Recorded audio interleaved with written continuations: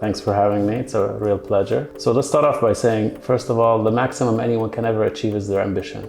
That's it. You can never achieve more than you aspire to achieve. So if your ambition is to impact a country, the most you can do, if successful, which rarely happens, is impact that country. So I always encourage our entrepreneurs to think big. And oftentimes, if your ambition is not, maybe initially at least, laughable at by others, then it's not big enough. So I always, as having been an entrepreneur myself and having gone through 3 miserable failures and lucky twice with 2 20x outcomes, I learned that if you have a good idea, there's always a billionaire out there who wants to hear it. So lesson number 1 is everybody's reachable. Lesson number 2, it's equally easy or equally hard to raise $1 million as much as to raise $1 billion.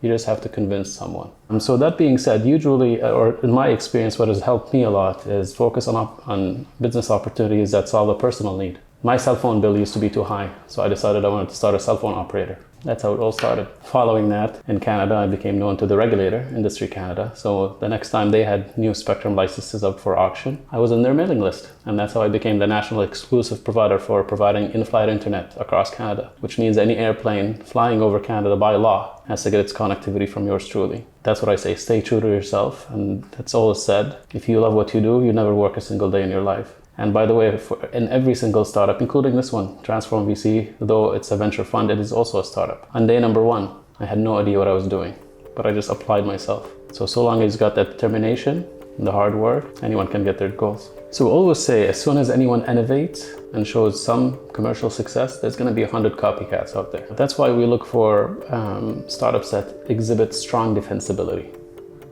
There are 3 things we look for. We look for deep technology moats. We look for very strong network effects. Network effects is the most important thing or concept since the internet was invented. And the last thing we look for is a 10x advantage. If you're 2 times better or 3 times better than the next best thing, that's just not good enough. You need to be at least 10 times better. So now going back to point number 2 in that network effects, it means with every new user, every new node, every new product, the value of the system or the solution doubles. The most traditional example is the phone network. Imagine the first person that had a phone. How useless was that? They didn't have anyone to call. As soon as the next person had a phone, the value of the network doubled. As soon as the third person had a phone, the value of the network tripled. So as it turns out, there are 16 different types of network effects. They're not all made equal. Some are much stronger than others. Physical networks are the strongest. That's why you see telecom companies with not so great service, being able to get away with that because it's very difficult for subscribers to move away. But there are other type of network effects. There's personal networks, personal utility, two-sided marketplaces, market networks, asymptotic.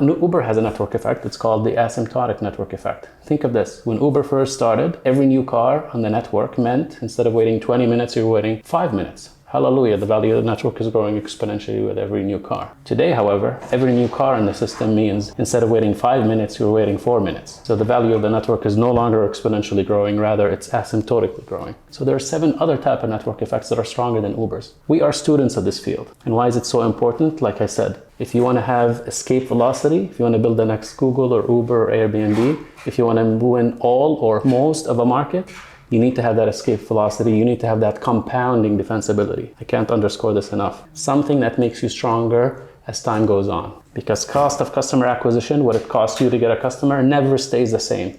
It either goes up or it goes down. And if you don't have compounding defensibility, then it most definitely is going up, which means lower return on investment, no impact a billion, make a billion, most certainly no unicorn or massive outcomes. We think that intelligence and intelligent people exist everywhere, but Silicon Valley has something more valuable than intelligence. We call that wisdom.